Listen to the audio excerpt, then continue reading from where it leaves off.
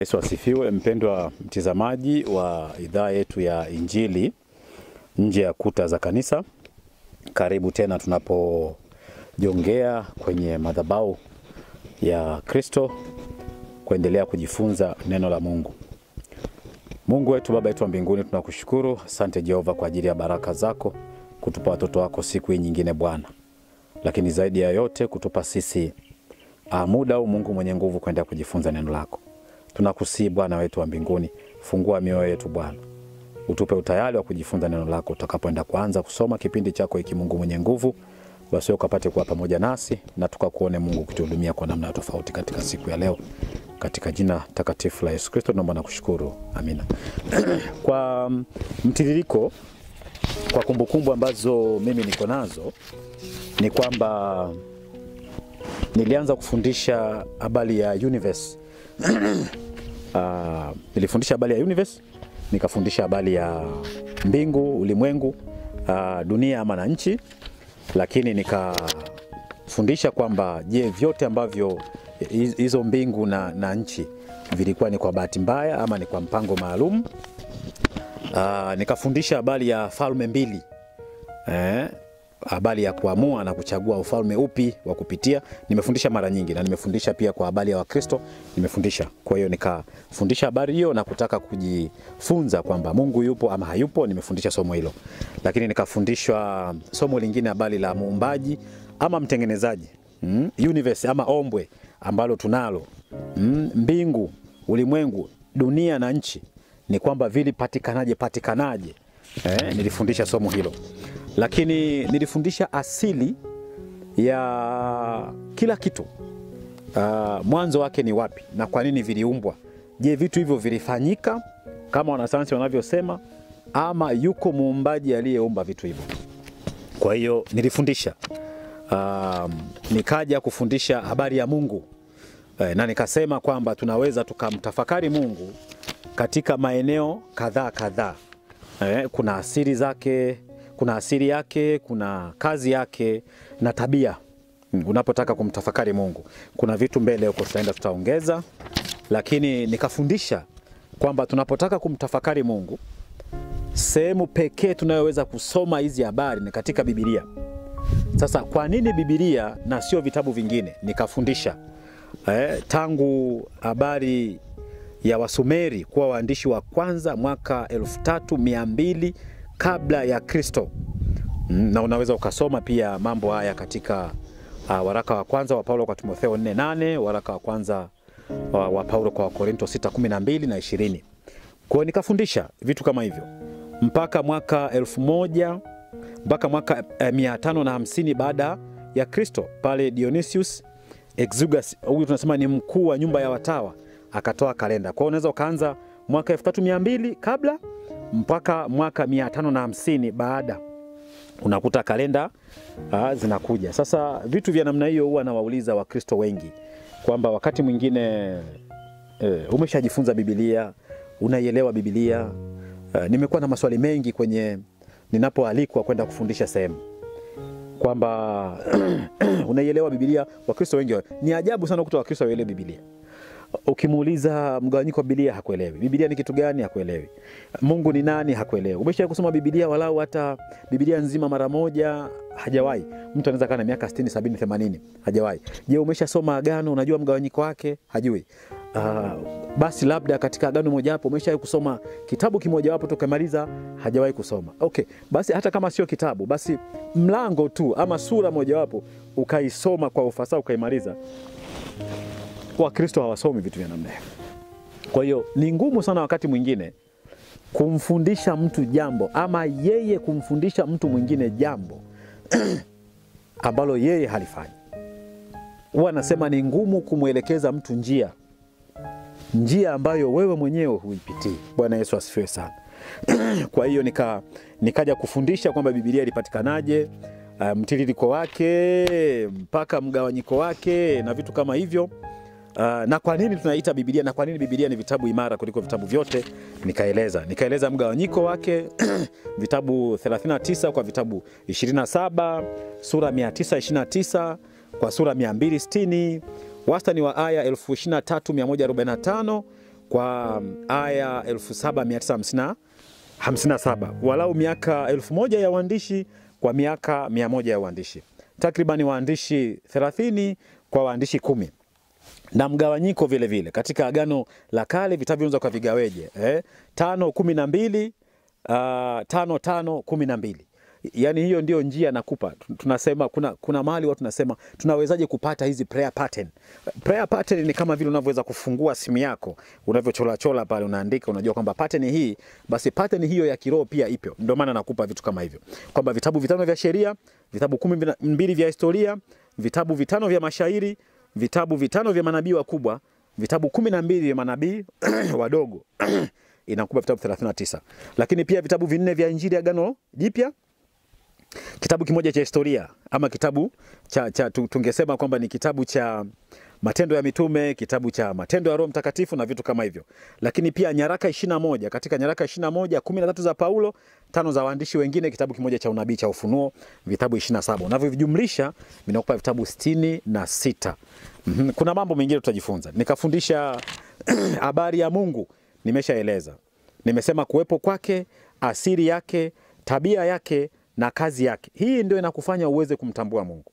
Hiki cha kwanza, kuwepo kwake, kule nilipoanza kufundisha sikukiweka, lakini nilitamani kwamba uelewe asili yake, uelewe kuwepo kwake, jambo la kwanza, jambo la pili asili yake, jambo la tatu tabia yake, jambo la 4 kazi yake.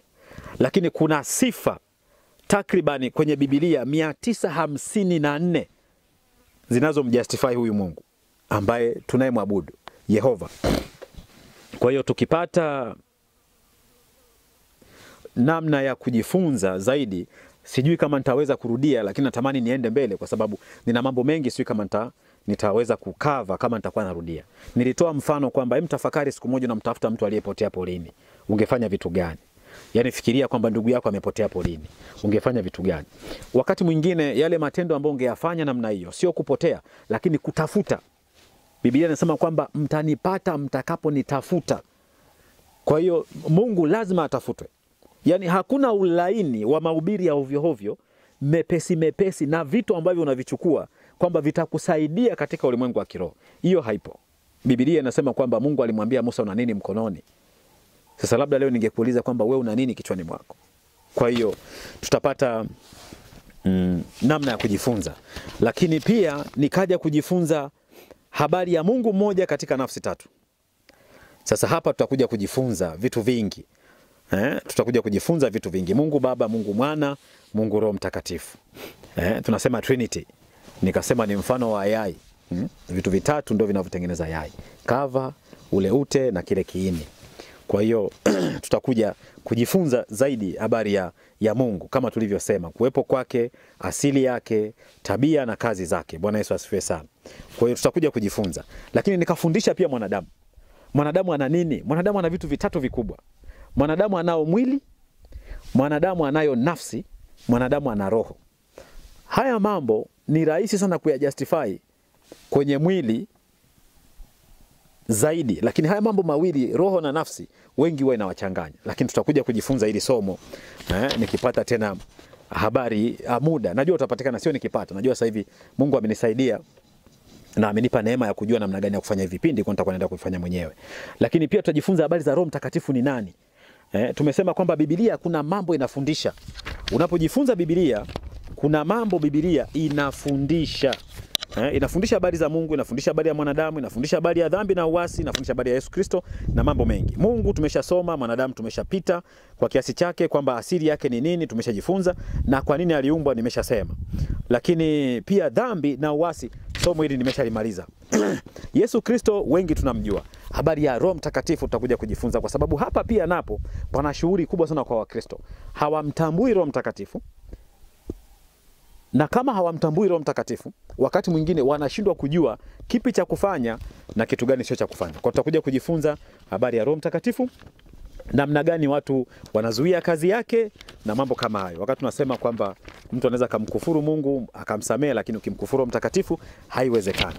Biblia inafundisha habari ya imani, inafundisha habari ya wokovu, inafundisha habari ya kuzaliwa mara ya pili, inafundisha habari ya neema na vitu kama hivyo. Kwa hiyo tunatamani sasa tutakapokuja niendelee mbele kwa sababu nimeshafundisha, nimeshakava. Kwa hiyo haya machache yaliyobaki, habari ya imani tutakuja kujifunza. Habari ya kuzaliwa mara pili tutakuja kujifunza. Habari ya neema tutakuja kujifunza. Habari ya wokovu tutakuja kujifunza. Habari ya ubatizo tutakuja kujifunza. Tuabudu siku gani tutakuja kujifunza. Kwa hiyo haya ni mambo madogo madogo, lakini ndio mambo yanayowatenganisha Wakristo kwa sasa. Mtumishi wa Mungu Mchungaji Abiudi alisema Wakristo wanamwacha Mungu kwa mambo madogo madogo. Wenzetu walipitishwa kwenye mambo mazito. Na akatoa historia ya habari ya mtume Bartimayo. Bartimayo alivyoambiwa mkatae Yesu, akasema simkatae Yesu, wakamchuna ngozi, alafu wakamweka kwenye jua. Kwa hiyo mwili wake ukawa unatoa mafuta, damu na maji. Alafu wakachemsha pipa la mafuta, alafu wakamchovya mle ndani. Mtume Bartimayo akafa. Lakini kwa sababu gani? Alikataa kumkana Yesu Kristo. Mimi sijui leo kama mimi na wewe tupo katika viwango hivyo vya imani, kwamba tutakapofikishwa katika viwango hivyo tunaweza kukataa mambo mengine, tukang'ang'ana kumkiri Yesu kwamba yeye ni Bwana na Mwokozi wa maisha yetu. Hatutamwacha hata dunia itufanye nini, hatutamwacha. Mimi sijui na vitu kama hivi. Kwa hiyo katika mgawanyiko huo nilitamani niseme kwamba kwa nini Biblia, nimeshafundisha Biblia ni nini, nimeshaeleza. Kwa nisingependa nirudie. Mgawanyiko wake nimeshausema, nisingependa nirudie. Aina za vitabu ambavyo vimo kwenye Biblia nilishasema, lakini nikafundisha somo namna iliyotumika katika kupima hayo maandiko nilishafundisha. Nikafundisha vitabu vilivyopotea, imo kwenye channel hii mahali hapa. Nikafundisha vitabu vya apokrifa ambavyo vinatofautisha Biblia vitabu 66, Biblia vitabu 73 na Biblia zenye vitabu 100 na kuendelea. Lakini nikaacha kitu kimoja. Kuna watu ambao ni wapigania Biblia au wapigania Injili. Achana na wale mitume 12, achana na wanafunzi wa Yesu, achana na Injili ilivyokwenda na watu waliomtumikia na mambo kama hayo. Lakini wako watu ambao waliamua kuhatarisha, wengine walifilisiwa, wengine wakafukuzwa nchi, wengine waliuawa, wengine walipata mateso ya kadha wa kadha kuifanya Biblia itufikie na iwe jinsi ilivyo leo, kwamba kwangu mimi na wewe tunaitumia. Bwana Yesu asifiwe. Sasa nisingependa kurudi, lakini hao nitawafundisha siku moja. Lakini nilitamani nianzishe somo jipya kwamba wakati mwingine kwa nini watu hawaielewi Biblia. Yaani kuna vitu ambavyo vinafanya watu kutoielewa Biblia. Na mimi niwaambie ndugu zangu kwamba zamani nilikuwa na tabia ya kusema Biblia sio kitabu kigumu. Lakini sasa hivi napenda nikutahadharishe kwamba Biblia ni ngumu. Napenda sana nitaweka mstari mmoja kutoka kitabu cha Nabii Isaya. Anasema sheria juu ya sheria, sheria juu ya sheria, kanuni juu ya kanuni, kanuni juu ya kanuni, huku kidogo na huku kidogo. Alikuwa anamaanisha nini katika maandiko matakatifu ya Mungu? Kwa hiyo lazima ufike mahali ujifunze, komiti muda wako. Tumia muda wako, tumia rasilimali ambazo Mungu amekupa, wakati ambao Mungu amekupa kujifunza Biblia. Yaani kabla ya kupata maarifa, mimi huwa naikataa kwamba hii ni elimu. Na mnisamehe sana. Hii sio elimu. Hii tunayosomea sasa hivi, sio elimu ya fizikia, elimu ya jiografia, elimu ya nini? Sasa hivi imekuja akili mnemba, sio vitu gani? Tunatumia bongo zetu kulisha mawazo ya wanadamu. Wengine walisha kufa wameoza, lakini sisi tunaendelea kulisha vichwa vyetu. Kwa hiyo bongo zetu na akili zetu hazizalishi yale ambayo Mungu anataka tuzalishe. Tunabaki katika msingi wa mnyororo fulani ambao baada ya huo wa miaka 60, 70, 80 siku atakapokutoa hapo ulipo, unajikuta kiko kitu ambacho Mungu aliweka ndani yako na kile ndio kinakudai. Yaani umefika mahali wamesema wewe sasa kama ni kuku yule wa mayai, sasa muda wako hapana. Muda wako sasa unatosha, kwamba tunaomba ukapumzike nyumbani kwako, lea wajukuu. Kwanza umri wako ukifika una magonjwa chungu mbovu, umeshachoka, huoni, uwezo wako wa kufikiri haupo, masikio hayasikii, ndani yako kwenye moyo wako kuna masononeko chungu mbovu. Lakini Biblia inasema kwamba nimewaandikia ninyi vijana. Miaka hiyo ya kutoka tulikotoka mpaka 40 mpaka 45. Kwa sababu iko nguvu. Nguvu hiyo ipi ya kumshinda shetani? Nguvu hiyo ipi? Ni kwa sababu neno la Mungu linapaswa kuwa kwa wingi ndani yetu. Sasa ondoa hayo maarifa, weka neno la Mungu. Neno la Mungu ndio elimu. Unapompata Kristo ndio elimu mwenyewe, ambayo itakufaa hapa na itakufaa kule unakokwenda. Nimesema Paulo alimwandikia Timotheo kwamba mazoezi ya mwili yanafaa lakini ya roho yanafaa kwa nyakati zote. Sasa mazoezi ya roho ni yapi? Usije ukasema kupiga sarakasi za kiroho ndani ya moyo. Hapana. Kwa hiyo mimi leo nataka nifundishe na ninakutia moyo, tumia muda wako. Mimi toka mwaka 2007 mpaka leo 2025, nafikiri takriban miaka 18 bado ninasoma neno la Mungu. Nilianza kusoma neno la Mungu mwaka 2007 baada ya kumpokea Kristo pale Mwenge mpakani kwenye kanisa la Christ Embassy. Kakaangu Abraham Kiringa alinisaidia sana kukulia wokovu. Rafiki yangu Elia Masanja tulikuwa pale pamoja. Ninawashukuru sana. Mpaka leo nimeshasoma shule nyingi na ninatamani ningelikuwa na uwezo nimuombe Roho Mtakatifu atoe yale maarifa niliyosoma, kwa sababu wakati mwingine yananifanya niwe mtumwa. Nakumbuka kule nilikokuwa kama Misri vile wenzangu walivyokumbuka. Nakumbuka mambo niliyofanya. Yamkini sasa hivi ningekuwa na cheo kikubwa, ningekuwa na fedha nyingi, labda ningekuwa tajiri, ningekuwa na vitu kama hivyo. Lakini nilikuwa na msukumo wa ajabu kwamba haya mambo yana mwisho na siwezi kutumika katika udhalimu. Bora niache nifike hapa nilipofikia panatosha.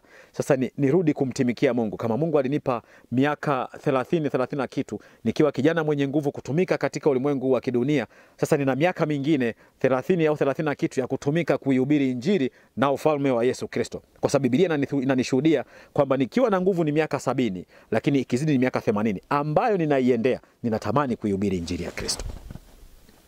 Ndio kiu yangu. Mpaka leo 2025 bado ninasoma neno la Mungu. Na sasa hivi nipo kwenye darasa la ETE. Wanasema elimu ya theolojia enezi. Ninasoma. Mwaka huu 2025 mwezi huu wa 8 bado ninasoma. Na tumeanza kitabu cha kwanza, yamkini mimi niko cha pili, lakini bado kuna vitabu 7, sio vinakuwa 9, sio 10 na kitu sijui. Mungu atakaponifikisha ndipo nitakapokuwa na uwezo wa kusema sasa nimeridhika. Na nitaridhika kama nitakuwa nimeihubiri Injili kwa mataifa. Siku nitakapoondoka, ninajua kazi yangu nitakuwa nimemaliza. Mungu akubariki sana. Kama utakuwa na wewe na nguvu, Mungu akupe pumzi hiyo ya kujifunza neno lake. Tumia muda wako, unapata bando. Usiingie kuangalia mambo ya kidunia. Leo kuna uzinduzi wapi? Sijui mwanamuziki gani anafanya nini? Sijui kuna kichekesho gani? Sikatai, ukichoka umefanya nini? Lakini lisha neno moyo wako, lisha roho yako mambo ya rohoni. Tamani uwe na kiu ya kimungu ndani yako. Mtumikie Mungu wakati bado una nguvu. Yaani usifike, nimeona watu wengine wanataka kuhubiri tayari ni wazee. Mtu amechoka. Yaani akisema haleluya tayari anakohoa, anatafuta na maji, hawezi kuendelea. Unapotafuta mistari kichwa kinagongana huko ndani, mambo ya pensheni, si ulishamdhulumu ndani, sijui vitu gani, sijui ulikuwa na nini, ukumbuki chochote. Tumia sasa wakati wako kumtumikia Mungu. Kwa hiyo nilitamani tuanze somo hili kwamba kwa nini watu hawalielewi neno la Mungu. Na nilimwambia mtu na nilishayofundisha kwamba usiseme Biblia. Wengine wanasema kwamba neno la Mungu linapatikana ndani ya Biblia. Kauli nzuri tunasema Biblia ni neno la Mungu. Bwana Yesu akubariki sana. Bwana Yesu asifiwe. Kwa hiyo ziko sababu kadhaa. Mimi nitasema chache, lakini naamini kwamba watumishi wengine watakufundisha. Za kwangu sio mwisho, na kama wewe unazo, ninaamini unaweza kabisa kuwa na kitu kizuri kitakachojenga. Biblia inasema kwamba kila mmoja ni kiungo. Na somo hili nitakuja kuta kila mmoja. Watu wengine wanakimbilia, wanafikiri kazi kubwa ni utume na manabii. Maana ndio waliojaa siku hizi. Mtume, nabii. Mtume, nabii. Kila mtu mtume, nabii. Mwingine akasema mimi ni mtume na nabii. Sasa hatuelewi ofisi yako ni ipi. Huwezi kuwa na ofisi mbili za kiroho. Haiwezekani.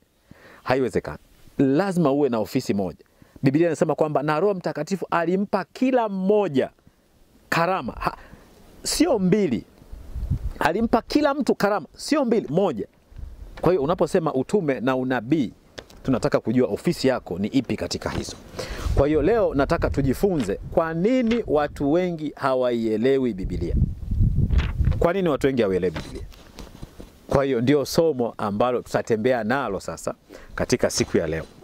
Nitaanza kidogo nitakuwa naangalia kadri hali ya hewa inavyoturuhusu, na kamera yangu itakapofika ikasema sasa ni mwisho wa kurekodi, basi natamani kujua tumefikia wapi. Bwana Yesu asifiwe sana. Ninasema kwa nini hatuielewi Biblia, ama kwa nini wengi hawavutiwi kuisoma Biblia, ama kwa nini Biblia imekuwa ngumu kueleweka ama kusomeka na baadhi ya watu. Hayo mambo. Jambo la kwanza kabisa ambalo ni baya, kwamba watu wanaiendea Biblia, na hii nafikiri huku chini kutakuwa na sababu, wakiwa wanafanya majaribio ya kumpinga Yehova ama kumpinga Mungu ama kumpinga Yesu. Yaani mtu anaishika Biblia kana kwamba anataka kumpinga Mungu, anataka kupingana na Mungu. Kwa hiyo unapoingia katika Biblia kwa misingi hiyo, Biblia lazima ikufundishe, lazima ikuvuruge, na unaweza ukafika sehemu ya kutokuielewa kabisa. Na ndio maana wengine wanafika mahali wanasema Biblia haieleweki. Huku imeongea hiki, huku imeongea hiki. Lakini jambo la msingi ni lile ambalo nimekuambia, sheria juu ya sheria, sheria juu ya sheria, kanuni juu ya kanuni, kanuni juu ya kanuni. Huku kidogo na huku kidogo. Bwana Yesu asifiwe sana. Kwa hiyo mimi nitazisema. Jambo la kwanza ni hilo. Lakini jambo la pili ni mvutano uliopo kati ya roho na mwili. Mwili unataka vitu vya mwilini. Unapolisha vitu vya mwilini, mwili unastawi. Lakini unapotaka kulisha vitu vya rohoni, mwili unakataa. Na hapo natamani watu wengi waelewe, nilishafundisha ile somo, kwamba nafsi yako ndio inayofanya kazi hiyo. Sasa umeipa nafsi yako uwezo mkubwa katika upande gani? Kuchakata ya mwilini ama kuchakata ya rohoni? Biblia inasema kwamba roho iradhi, lakini mwili udhaifu. Aliimba Boni Mwaitege akasema, ninapotaka kusoma Biblia, na hiyo ni kweli, miayo inakotokea mtu haelewi, anapofika mahali ameshachoka, anapotaka kwanza kusoma Biblia anasinzia usingizi, ama wakati mwingine ndio simu za wale unaowadai zinakuja, ama simu za wanaokudai, ndio vurugu ya watoto. Yaani wakati huo ndio kuna kavurugu fani kanakuja ambako akaeleweki. Hiyo ni moja. Tunasema kwamba roho iradhi, lakini cheche za moto hazipo. Yaani ile kuwasha kitu fulani ili uweze kufuata lile jambo la kiroho. Kuna watu wana nguvu ya kufuata lile jambo la kiroho. Kuna watu wanaweza wakaomba. Mimi nilikuwa naomba zamani. Sema kwamba sasa hivi siombi. Nilikuwa naomba. Naweza nikaanza saa 6 usiku mpaka saa 11 asubuhi. Unisikii nikipiga kelele, usingizi hauji, sisikii miayo, hamna kuchoka, hamna interaction ya watu wowote. Lakini sijui kama sasa hilo lipo ama limepungua, lakini najua kwamba naendelea katika njia ambayo Yesu Kristo mwenyewe anataka niendelee kuipitia. Lakini nazungumzia kwamba sababu ya pili ni kwamba roho iradhi, lakini cheche haipo. Bwana Yesu asifiwe sana. Sababu ya tatu ambayo inawafanya watu wasielewe Biblia ni kwamba namna mambo makubwa Biblia inavyofunza kwa kutumia njia rahisi. Yaani Biblia ina mambo makubwa na mazito, lakini namna inavyotumia kufundisha lile jambo ni kwa wepesi sana. Kwa hiyo watu wengi wanaona haiwezekani ikawa ni Biblia. Siku moja mimi nakumbuka mwaka 2006 ama 2007 nikiwa chuo kikuu, mwalimu wetu mmoja aliandika 1+1. Unajua watu wengi walifeli. Unajua level ya chuo kikuu unawaza kwamba hivi 1+1 mwalimu atakuwa kuna kitu amesahau hivi, ama kuna kitu hakiko sawa hivi, ama yani unajiuliza maswali afu unaona kwamba unajaribu kuweka we mwenyewe. Wakati fulani nikiwa sekondari, kuna mtaalamu mmoja wa hesabu alikuwa akisolve hesabu kwa njia moja, anaweka na alternative. Kidato cha 4 alipita. Cha 6 akiwa Songea Boys aliumia vibaya. Mungu akubariki. Kwa hiyo mambo makubwa katika Biblia na njia rahisi ambayo Biblia inatumia kufundisha mambo hayo inawachanganya watu wengi. Sababu ya 4 ni kwamba kama wanaielewa kwa urahisi sana, yani kama akisoma Biblia akaielewa kwa urahisi sana, anahisi kwamba labda hao watu hawakuwa Wakristo walioandika Biblia ama wanaofundisha. Yani ukijifunza ukaona walioandika yale mambo, yani ukiisoma ukaielewa kwa urahisi, watu wengi wanaona hapana, labda hawa watu hawakuwa wa kiroho zaidi, kwa hiyo mimi nitafute wazo fulani juu ya jambo hili ambalo ni la kiroho, ama hawa watu hawakuiheshimu sawa sawa Biblia. Yani hivyo, yani ukiweza kuisoma kwa urahisi. Sababu ya tatu tumesema ni mambo makubwa kwa njia rahisi Biblia inavyofundisha. Lakini ikitokea hawa wanaojifunza wakaielewa Biblia kirahisi, wanaanza kuona kwamba wale walioandika Biblia ama yule aliyeifundisha Biblia, huyu mtu hakuwa wa kiroho, ama huyu mtu hakuwa akiheshimu Biblia sawa sawa. Bwana Yesu asifiwe sana. Sababu ya tano ambayo mimi ninayo hapa ni kwamba Biblia hawa wahubiri wanaifanya Biblia kiwe kitu kigumu sana kutaka kuonesha baadhi ya mambo. Jambo la kwanza, wanataka kujionesha wao kwamba ni wa kiroho sana, wamezama sana ndani ya neno la Mungu. Yaani wewe unaposema, yeye anasema Roho wa Mungu alinishuhudia ama ananishuhudia jambo hilo. Sasa inakuwa kama kwa mganga wa kienyeji unajieleza kwamba unajua mimi na jambo fulani, anakuambia yani anaeleza kwamba mimi nilisha kuona ukiwa kule. Kwa hiyo wakati mwingine wahubiri wenyewe wanasababisha watu kushindwa kuelewa Biblia kwa sababu wao wanataka kuwaaminisha watu ama kujifanya mbele za watu kwamba wao ni wa kiroho sana, wamezama sana,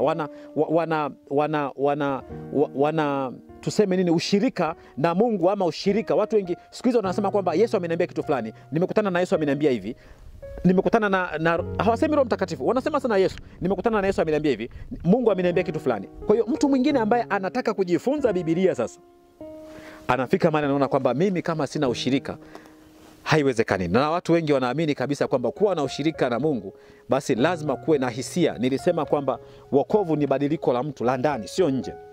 Kwa hiyo usitafute sana mambo ya nje, kwa sababu Mungu amekurekebisha ndani, umezaliwa mara ya pili ndani, na nimefundisha hili somo, kuzaliwa mara ya pili. Kwa hiyo usitafute ishara, usitafute ishara. Unapotafuta ishara ndio unaishia kwenye vitu vya kihuni vya watu wahuni wanavyokupa kuaminisha kwamba unapokuwa na hiki basi Mungu yuko pamoja na wewe, Yesu yuko pamoja na wewe, ama Roho Mtakatifu pamoja na wewe. Kwa mambo kama haya nafikiri sio jambo zuri sana. Lakini sababu nyingine ambayo kwamba wao wamezama sana kiroho, wanataka kuwaaminisha kwamba watu wao ni wasomi. Hatukatai, mimi sikatai. Ninapinga sana habari za wale watu wanasema